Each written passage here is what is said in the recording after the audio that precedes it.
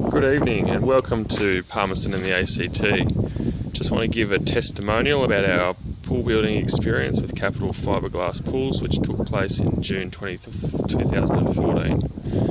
The biggest challenge we had in building our pool was that we had somewhat stupidly done a full landscaping renovation before we made the decision to buy a pool.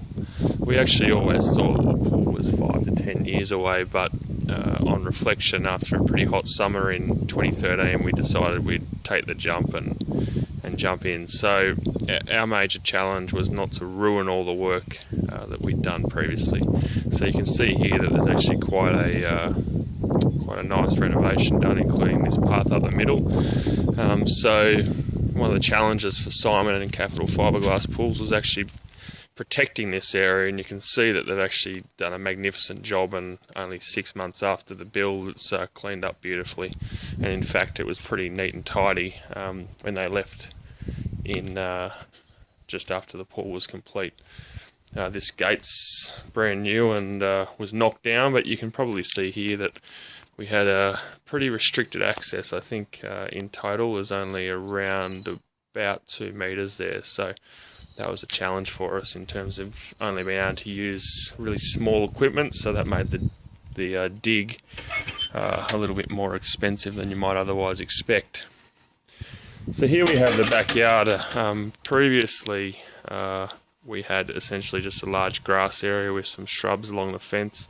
The fence is new, the side fence that is. It's obviously put in to increase the height up to the required standard. Before that we just had a really low wooden fence and the privacy was pretty ordinary, so that was done. What we have here is our garden shed, which was previously a yucky green colour, which we've decided to paint.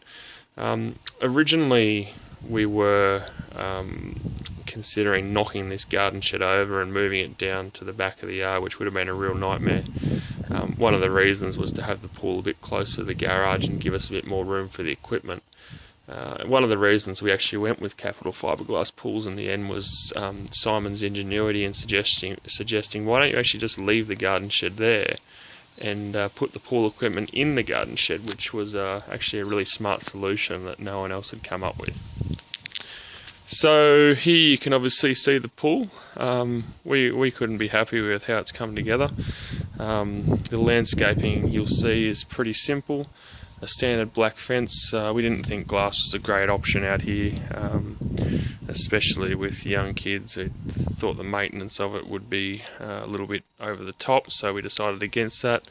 You can see we've gone with some pretty simple landscaping along the fence with some a nice sandstone retaining wall and one course of travertine pavers around the majority of the pool. They're 300 by 600s, and we went with a double course along the edge just to give us a bit more room.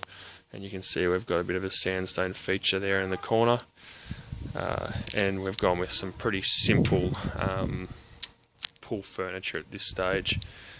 We also have this other area here which provides us with quite a bit of entertaining space, so we have felt that we don't really need the pool furniture at this point.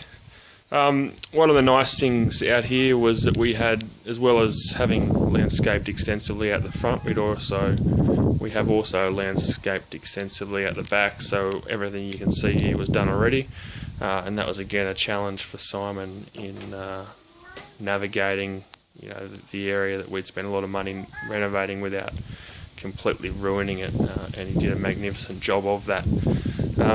One of the things we were able to do is not actually have to redo any of the existing paving, so the fence sort of worked in around that, and we've made use of the existing sort of structural integrity of the pergola, which has been really beneficial for us.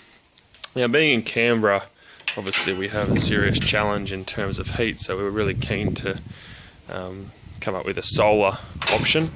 One of our challenges, I suppose, that some of the other pool quotes that we had came up with was that we have a north-facing roof there that really doesn't allow all that much space that you would need to have a proper solar pool installation, And as you can see on our roof here, we have a hell of a lot of solar panels. So again, there wasn't room for pool heating on the roof. So what again set Simon apart was that he came up with a really neat idea. Others were sort of pushing us down the electric or the gas heating path, which really didn't suit us given the costs that are associated with that. So what Simon instead suggested was, why don't you use the roof of your pergola?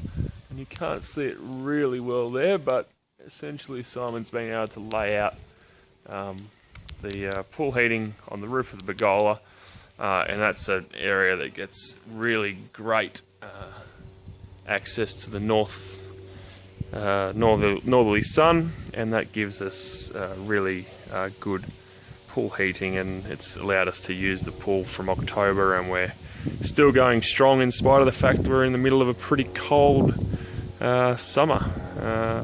So yes, that's our story. It is, I think, a really neat pool in a pretty tight space. I think they did a magnificent job to protect our landscaping and to work within the very tight access that they had. We think it's come together beautifully, and we couldn't be happier. We certainly recommend Simon and his team to all of our friends, and have no hesitation in recommending him for Pool Builder of the Year. Thank you very much.